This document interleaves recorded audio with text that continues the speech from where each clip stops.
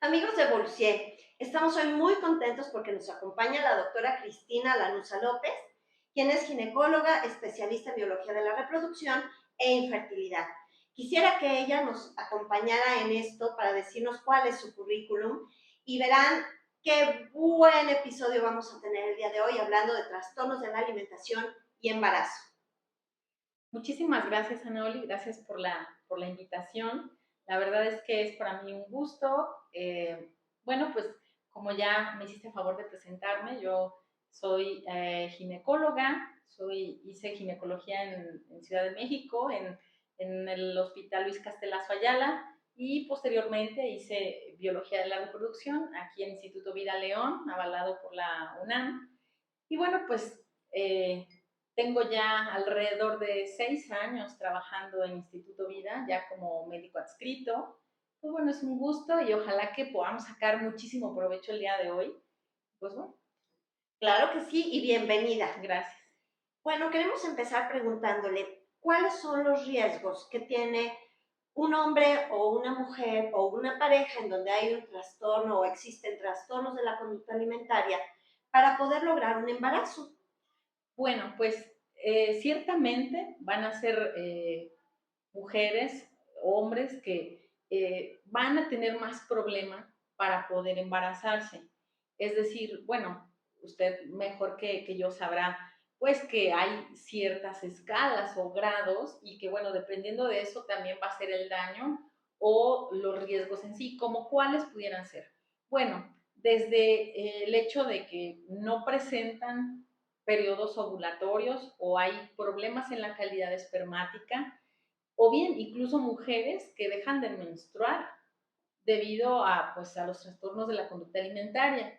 Entonces, bueno, dependerá de qué trastorno y dependerá también de la severidad de estas condiciones, ¿no? Por supuesto, porque bueno, pues nos tenemos que acordar que cuando hablamos de trastornos de la conducta alimentaria, no nada más es hablar de anorexia y entonces pensar en alguien que está demasiado delgado o desnutrido, sino que también podríamos hablar de otro tipo de trastornos como por ejemplo la bulimia, en donde hay desequilibrios con el agua del cuerpo, con los electrolitos, en donde tenemos también problemas con consumos excesivos y otro tipo de trastornos que pudieran ser el trastorno por atracón, en donde también hay excesos.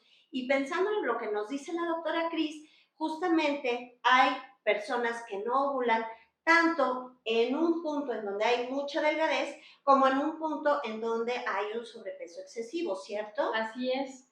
Eh, recordemos que, bueno, aquí me voy a ir un poquito a una parte un poquito ya más científica.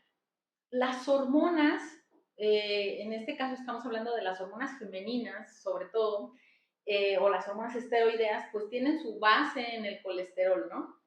Y bueno, en el caso de las conductas restrictivas, al no tener una ingesta adecuada, bueno, pues en este caso el colesterol es un lípido y bueno, tenemos una ingesta inadecuada, pues bueno, también las hormonas no se van a producir y por lo tanto estos pacientes van a tener un mal funcionamiento del sistema reproductor, ¿no? De tal forma que esas hormonas que se mandan de una glándula que tenemos en la base del cerebro, bueno, pues esas hormonas no se van a estar produciendo y por lo tanto no van a mandar señales al ovario para que genere óvulos, es decir, para que se dé la ovulación y por lo tanto, pues esto no va a presentarse. Y en el caso contrario, en el caso de conductas en las cuales hay un exceso, pues bueno, ocurre totalmente lo contrario. Es decir, no va a haber pulsos también hormonales, pero ¿por qué? Porque a veces habrá ciertas sustancias en el cuerpo que se producen de manera excesiva, lo cual va a inhibir que se produzcan también estas hormonas. Entonces, pues bueno, tanto el exceso como también la falta de, ¿no? Y finalmente todo esto nos lleva a lo mismo, a que haya mal funcionamiento a nivel hormonal, es decir, por falta de sustrato o bien también puede ser porque también recordemos que la grasa puede producir hormonas y en este caso son hormonas esteroideas, lo cual si está en exceso también puede inhibir la función de las hormonas reproductoras. Yo creo que esto es muy interesante. Y finalmente tenemos que tomar en cuenta que no queda ahí. Hay algunos otros trastornos alimentarios que nos llevan a excesos, como por ejemplo el síndrome de comer nocturno, o que nos llevan a purgas, como el trastorno por purga. Pero también hablaremos un poquito más adelante sobre otros como la pica, en donde se comen alimentos, perdón, sustancias que no son alimentos como si lo fueran, y también tenemos a la rumiación que afecta al tracto gastrointestinal. Pero pensando en estos dos polos que nos habla en este momento la doctora Cris y en su especialidad, quisiera yo que nos comentara cuáles son las opciones que tienen las parejas con un trastorno alimentario para poder concebir. ¿Qué es lo que hacen cuando le llegan a ella, cuando le llegan a usted, doctora? ¿Qué es lo que ve? ¿Necesitan algún otro tipo de tratamiento, algún otro tipo de profesional? ¿Y cuáles son las técnicas de reproducción asistida que pudieran ser útiles? Ok. Bueno, vamos a empezar por el principio. ¿Cuándo veo yo a las parejas? Yo debo de ver a las parejas cuando ya tienen más de un año, digamos, de una vida sexual regular y que no han logrado el embarazo. Ahí es cuando yo empiezo a tratar o a ver estas parejas. Muchas de las pacientes que yo veo en consulta a veces llegan pidiendo X o Y técnica en específico o solicitándolo ya de quiero que me hagan esto o aquello, pero la realidad es que el problema es más a fondo, no es solamente darle o hacerle una técnica, ¿por qué? Porque hay algo que tenemos que resolver primero. En el caso, por ejemplo, de pacientes que tienen problemas, por ejemplo, de anorexia, a veces dicen, es que no te lo cuentan de primera instancia. Y punto número dos, llegan pidiéndote, es que necesito que me des algo para hacerme ovular porque pues tengo este problema y ya empiezas a indagar un poquito más y te das cuenta pues que tienen un problema de fondo. Y quiero aclarar algo aquí porque a veces es bien fácil que algunos médicos les den pastillas o medicamentos para ovular, pero decíamos nuevamente, si no tengo un sustrato, esa paciente no va a producir las hormonas necesarias para poder inducir la ovulación. Por lo tanto, de nada me sirve darle un inductor de ovulación porque de dónde va a tomar la paciente ese sustrato, ¿no? Claro. Entonces, bueno, aquí lo primero es corregir el problema de fondo, ya sea, por ejemplo, conductas en las cuales pues puede ser algo restrictivo, solucionarlo en manejo conjunto con nutrición, con psicología.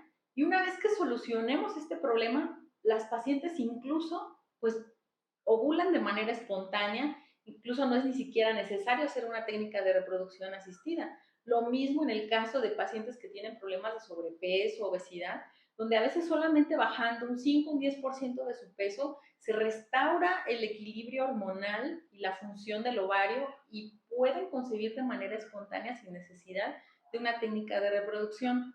Ahora que si quisieran, a pesar de eso, o embarazarse y no lo han logrado, a pesar de que ya se corrigió el problema de fondo, bueno, pues ahí se puede echar mano de técnicas de reproducción como pueden ser coitos programados, inseminación artificial, fertilización in vitro, pero ahí ya podemos sospechar que hay otra causa de fondo y que por lo tanto no nada más es la cuestión de la alimentación. Pero bueno, finalmente, como repito, pues bueno, hay que solucionar el problema de base. Claro. Y doctora, también pensando en pues, mi experiencia en general, ahorita que nos dice, bueno, me llegan después de un año, ¿no? Pero ¿qué pasa, por ejemplo, con las personas que han tenido pérdidas frecuentes? ¿Hay alguna posibilidad de sospechar que en uno de estos puntos pudiera ser también un trastorno alimentario? Porque pienso que podría ser a lo mejor un problema de tiroides, ¿no? O un síndrome antifosfolípido, o una cosa por el estilo. Pero ¿hay alguna forma también de ubicarlo? Sí, de hecho,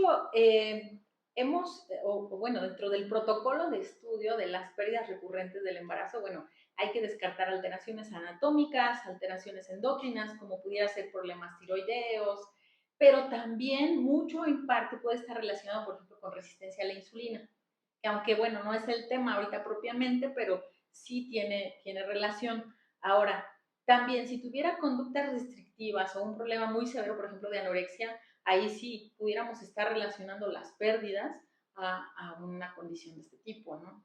Muchísimas veces sí, sí, muy bien. Y bueno, ¿qué pasa una vez que ya están embarazados? ¿No? ¿Qué riesgos hay y qué hay que hacer? ¿Cómo hay que cuidarse? Sí, la verdad es que decíamos, a veces lo difícil es conocer que tienen una condición preexistente, porque muchas veces no te lo comentan durante la consulta y a veces te toca darte cuenta de eso ya hasta que la paciente está embarazada. ¿Por qué? Porque ves a la paciente cada consulta y no sube de peso y no sube de peso y digo, también aquí hay que aclarar que no es cierto eso de que tienen que subir 1 kilo por mes, ¿verdad? Porque a veces las pacientes dicen, tengo que subir 1 kilo por mes.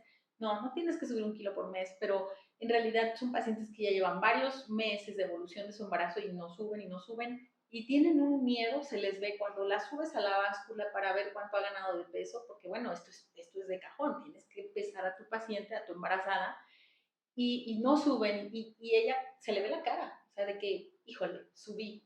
Y Ujú. empiezas ahí a detectar esos puntos, dices, esto no está bien. Claro, Ujú. claro. Y es bastante delicado, ¿por qué? Porque es aquí donde puedes tener problemas, porque lo difícil también del ginecólogo es que no solamente ves a la embarazada, o sea, estás a cargo de dos pacientes en uno. Claro. Entonces, no solamente es el problema para la mamá, sino también para el bebé, porque son bebés que se empiezan a quedar desnutridos, empiezan a hacer problemas de restricción del crecimiento y que esto, bueno, finalmente si no se atiende puede llevar a la muerte del bebé, ¿no? Claro, creo que eso es súper importante, ¿no? Sí, Yo he tenido la experiencia de casos, por ejemplo, en los que no se les hace una historia, ¿no? Completa o en donde se reservan las pacientes el decir el antecedente de un trastorno alimentario y específicamente en anorexia en particular.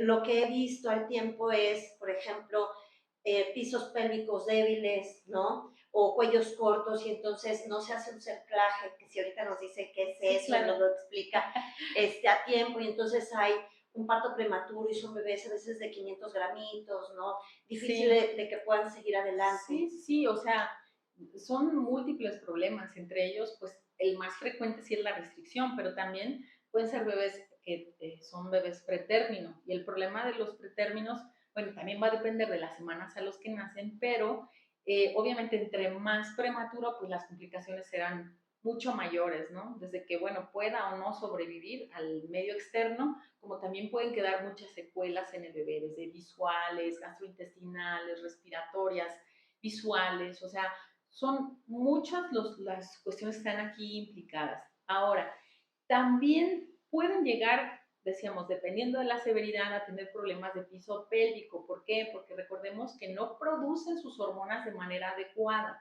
Entonces, es como lo que pasa en una paciente que está en la menopausia, que ya no producen estrógenos de manera adecuada y por lo tanto el piso pélvico empieza a subir. Es decir, tienen menos estrógenos y por lo tanto también pues su piso pélvico se hace más débil y pueden tener incluso prolapsos. Entonces aquí pasa lo mismo, o sea, son pacientes que no tienen niveles adecuados de hormonas y por lo tanto también pues sus tejidos no serán igual.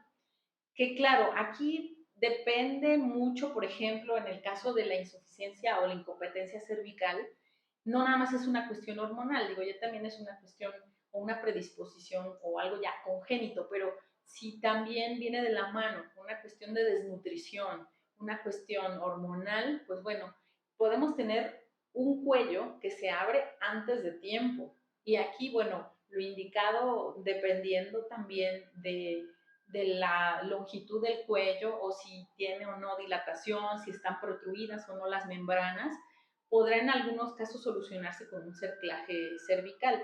Es literal hacer una jareta en el cuello para tratar de cerrar el cervix y que, bueno, podamos llevar al bebé por lo menos a que cumpla la viabilidad, es decir, a las 26, 28 semanas. Si se puede más, pues más, ¿no? Pero también es riesgoso porque no siempre se logra y puede perderse el embarazo. Me imagino. Incluso me ha tocado en este tiempo también médicos que han decidido detener el embarazo para valorar la posibilidad de que el nene crezca mejor fuera que dentro, Sí, ¿no? claro. Sí, ahí ya son casos muy extremos de restricción en el crecimiento donde además ya empieza a haber problemas en los flujos del bebé, es decir, la placenta ya no está nutriendo Por lo tanto, empieza a tener problemas donde empieza a tener, por ejemplo, hipoxia, y entonces ahí, pues bueno, a veces es más riesgoso que esté o continúe dentro de mamá a que pueda estar fuera de mamá y probablemente esté mejor. Claro, claro. ¿Y qué hay, por ejemplo, cuando hay purgas? Vómitos, uso de laxantes, enemas evacuantes, diuréticos, ejercicio excesivo. ¿Qué pasa con estas personitas y con sus bebés? Sí, de hecho, pues bueno, habrá en algunas circunstancias los mismos problemas que acabamos de comentar, es decir, puede haber restricción, puede haber parto pretérmino, pero también está el caso de los atracones, por ejemplo, que también está el extremo, ¿no? En este caso son bebés que pueden ser macrosómicos, y entonces el hecho de que esté macrosómico o un bebé grandote no significa que esté bien o que esté sano, ¿sí?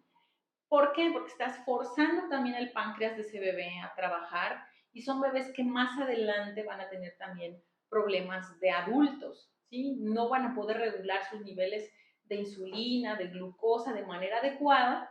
De hecho, hay una teoría, que es la teoría de Barker, que es de programación fetal, donde donde dice que la manera en la que estuvo ese desarrollo del bebé o del feto en relación a la alimentación de la madre, pues va a repercutir en la vida adulta.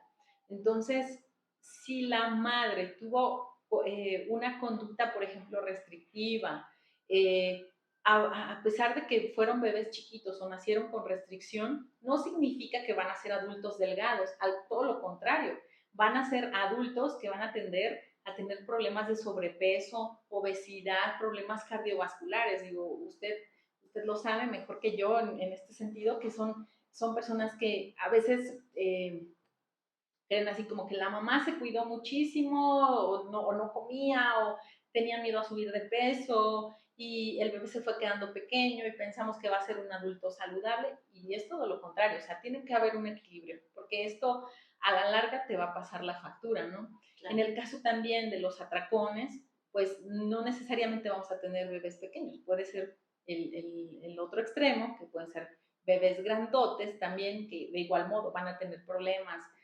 siendo adultos, problemas como diabetes, hipertensión, o sea, todos los problemas que metabólicos que vienen derivados de esto también. Claro.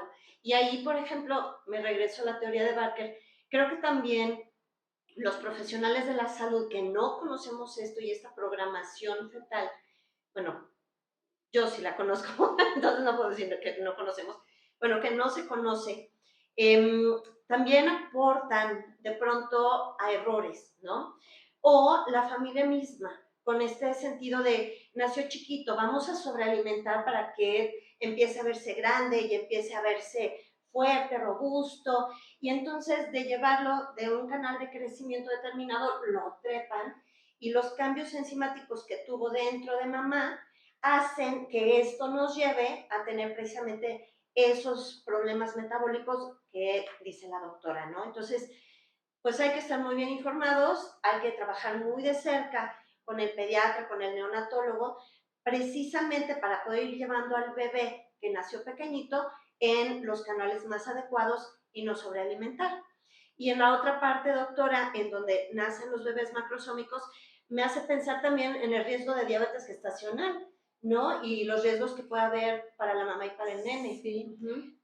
Aquí, por ejemplo, en el caso de las mujeres embarazadas, tan solo por el hecho de ser mexicanas ya tenemos predisposición a tener diabetes gestacional. Entonces es bien importante como ginecólogo, como profesional de la salud, si tienes control de un embarazo, estar muy al pendiente también, porque no necesariamente el hecho de que la paciente esté delgada significa que no va a tener diabetes o que solamente a la gordita le va a dar diabetes, y no es así. Entonces también es bien importante estar al pendiente, ¿no?, de esto. Y cada vez los parámetros también para diabetes han cambiado, ¿no? Cada vez los rangos o los puntos de corte tienden a ser mucho más bajos. Más estrictos, Ajá. claro. Entonces, lo que antes no tenía relevancia, pues ahora sí, porque ahora se están ya de alguna manera reclasificando como diabéticas, cuando a lo mejor en algunos años no significaba que fuera diabetes, claro, ¿no? Claro. Entonces, todo eso, pues va a pasar la factura al bebé y es hasta cierto punto un mecanismo de protección o de, pues, sí, del bebé, de compensación, digamos, ¿no? Claro. Que en la vida adulta, pues, vamos a pagar la factura. Exacto, Sí. tener el problema. Y bueno, ¿qué hay, por ejemplo, en el caso de la pica? Que es tan común, que culturalmente es tan aceptada, que las mamás van y se compran su tierra blanca y le están muerde y muerde. Yo tuve una amiga hace muchos años que ella se robaba los ladrillos de las construcciones porque lo que tenía de pica durante el embarazo era ladrillo, ¿no? ¿Qué pasa ahí? Sí, aquí, fíjese que es bien curioso eso que comenta de que, por ejemplo, aquí en México es como culturalmente muy aceptado, pero en otros países no. De hecho,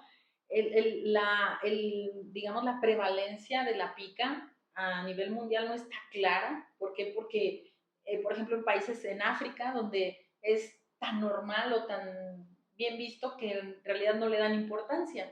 Solamente, por ejemplo, países en Europa donde realmente le dan importancia llevan una estadística en forma, pero aquí realmente ni siquiera tenemos una estadística de cuál es la prevalencia en la población en México.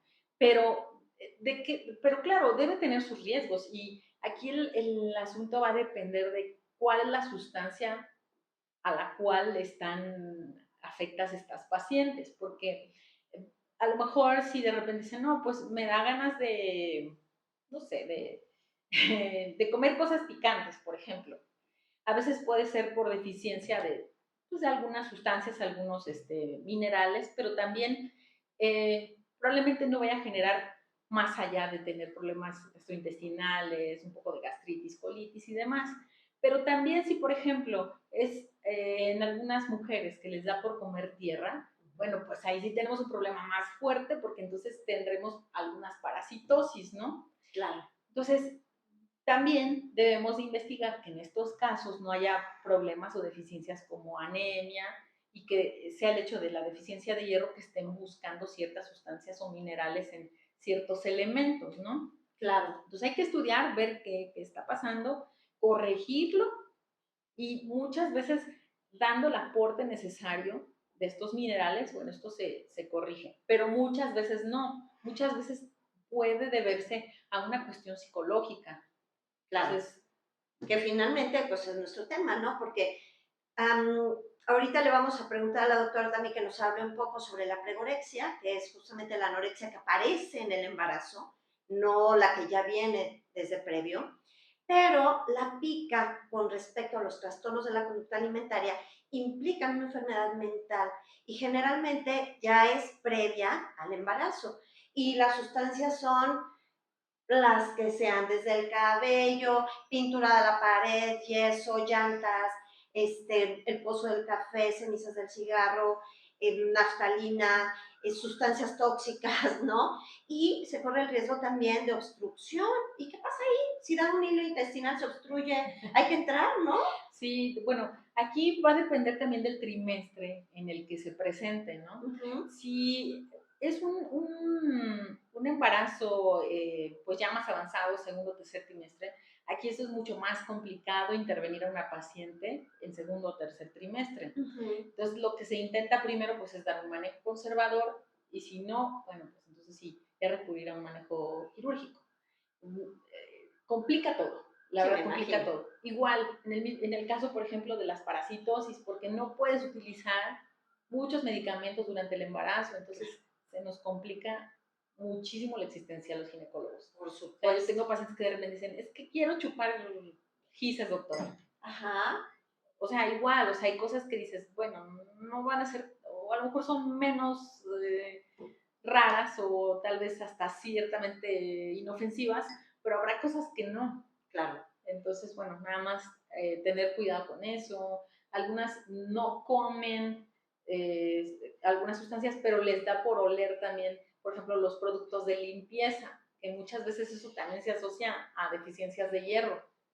¿Qué De tal? repente, es que nada más quiero estar oliendo el cierto limpiador, ya iba a decir una marca, pero cierto limpiador. Y puede ser eso también, ¿no? Claro.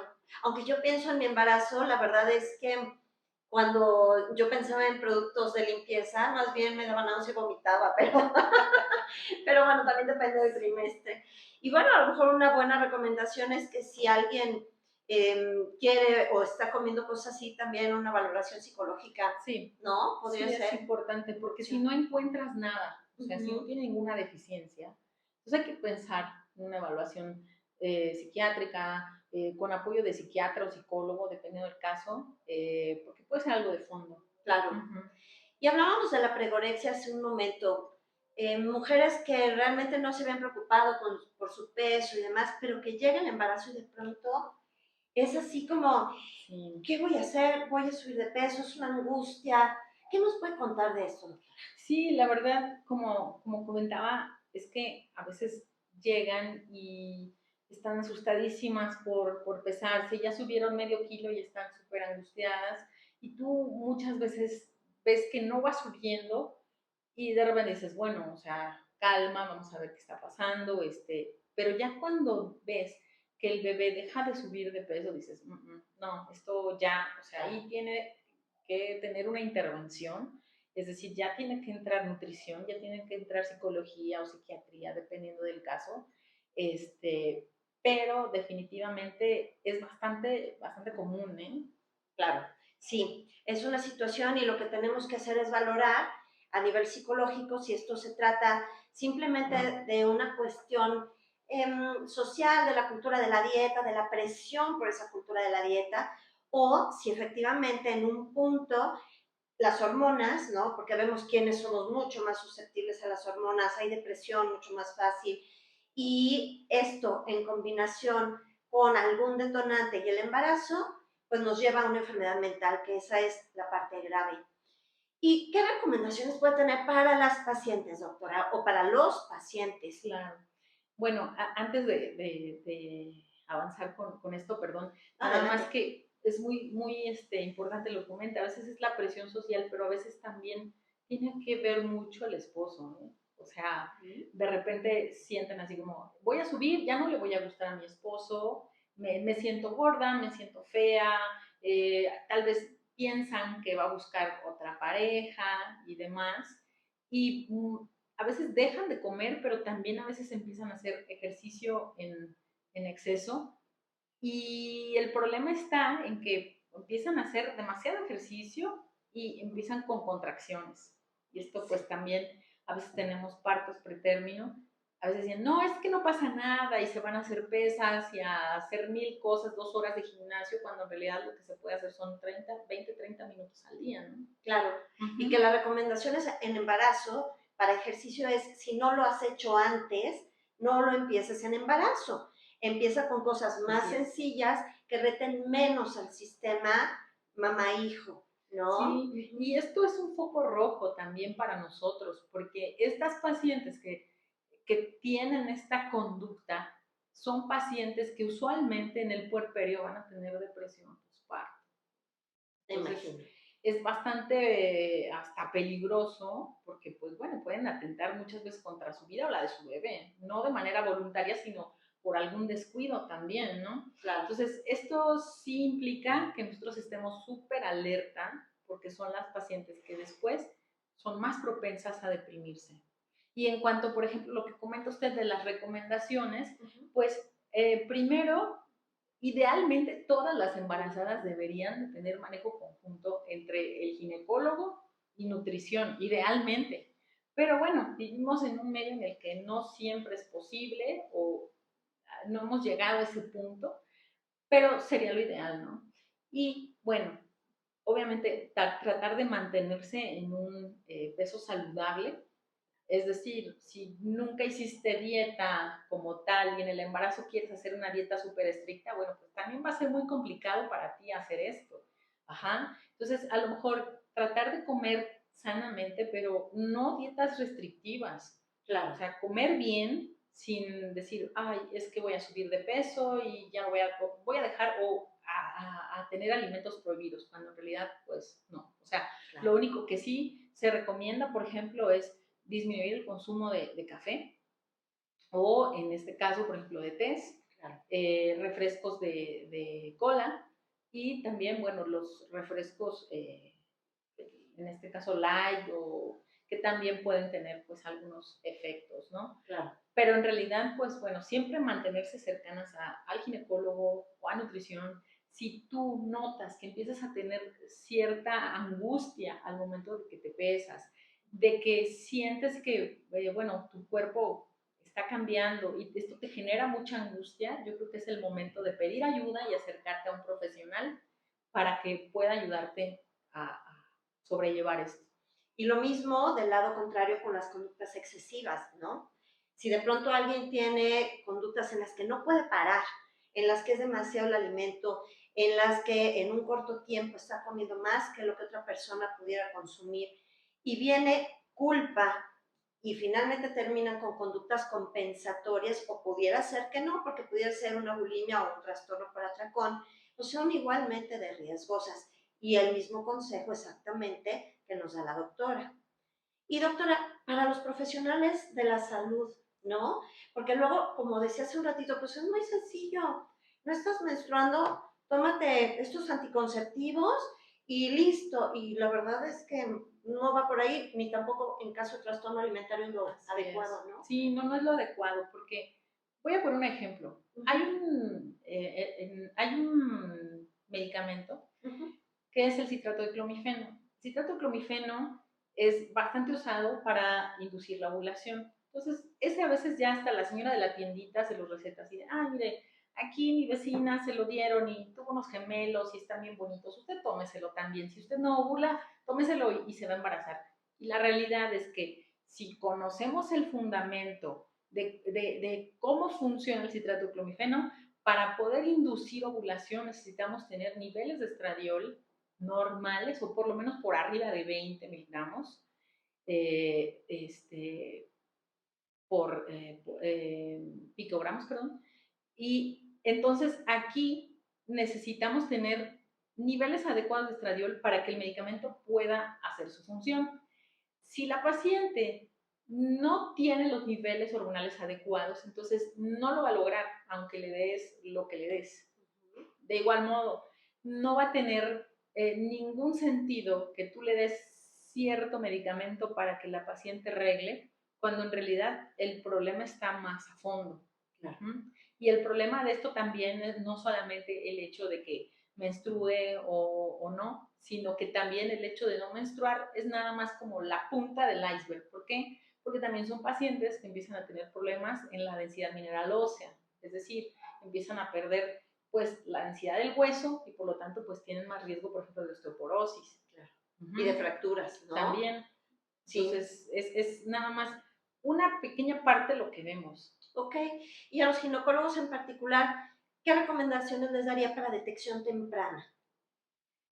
Bueno, en el caso, por ejemplo, de los ginecólogos, yo creo que, bueno, indagar más durante la primera consulta, si la paciente ha tenido o no problemas o algún trastorno de la alimentación. Muchas veces, incluso cuando uno los pesa en la primera consulta, ya están así como súper angustiadas y empiezan a hacer comentarios. Entonces, creo que esos son como poquitos, donde debes de detectarlo. Y si ya lo notaste, pues hay que apoyarse con nutrición, hay que apoyarse con psicología, incluso hasta con psiquiatría. Muchas pacientes de repente te dicen, estoy tomando tal o cual medicamento para la ansiedad o la depresión, y empiezas a preguntar, ¿por qué? Y entonces, es que en algún tiempo tuve un problema y por eso lo estoy tomando. Bien, perfecto. Sí, yo creo que un buen interrogatorio, ¿no? El poder profundizar un poquito en cómo estás comiendo es como importante, porque a veces no es una pregunta en muchas personas, ¿no? ¿Cómo estás comiendo? ¿Cómo te sientes con tu cuerpo? ¿Qué piensas de los cambios que va a haber en tu cuerpo? Que son cambios naturales, que los debes de disfrutar. Y muchas personas realmente más bien lo viven con angustia, lo viven con miedo, lo viven pues con terror a veces, ¿no? Sí. Y bueno, sea de un tipo o del otro, los trastornos alimentarios, pues no dejan de ser enfermedades potencialmente mortales, claro, y que en este caso, pues implican a dos personas, ¿no? A la mamá, al nene, y llevan a la familia, no se quedan solo ahí. Así Ujú. es. Sí, y bueno, pues también incluso me ha tocado el caso de, como yo me dedico a estas cosas de la fertilidad y demás, pacientes que incluso han llegado a decirme, doctora, vengo porque me gustaría eh, rentar o alquilar un vientre para poder embarazarme porque no me gustaría engordar, no me gustaría que mi cuerpo cambie. Me imagino. Qué duro, qué doloroso, porque al final de cuentas, atrás de esto hay un proceso de sufrimiento muy importante. No es meramente en lo general una decisión personal, ¿no? Sino que más bien viene de un proceso de dolor, un proceso de angustia. Y lo importante es saber que hay quien te acompañe, que hay quien te atienda y quien sabe de este tipo de cosas. Como les decía en un inicio, la doctora Cristina Lanuza López es ginecóloga, es además especialista en biología de la reproducción e infertilidad y es colaboradora estrella en ginecología con Evolucie. Y le agradecemos muchísimo siempre su disposición al trabajo conjunto, al trabajo en equipo. Es increíble poder contar con profesionales que pueden comunicarse con uno y que uno puede comunicarse con ellos y que en este caso se hace para el bien de los pacientes. ¿Algo más que quiera comentar? Pues nada más agradecer la invitación, es un gusto estar con ustedes y bueno, pues aquí colaborando y siempre el trabajo en equipo, siempre lo he dicho, siempre es mejor. Muchas Así gracias. es. Gracias.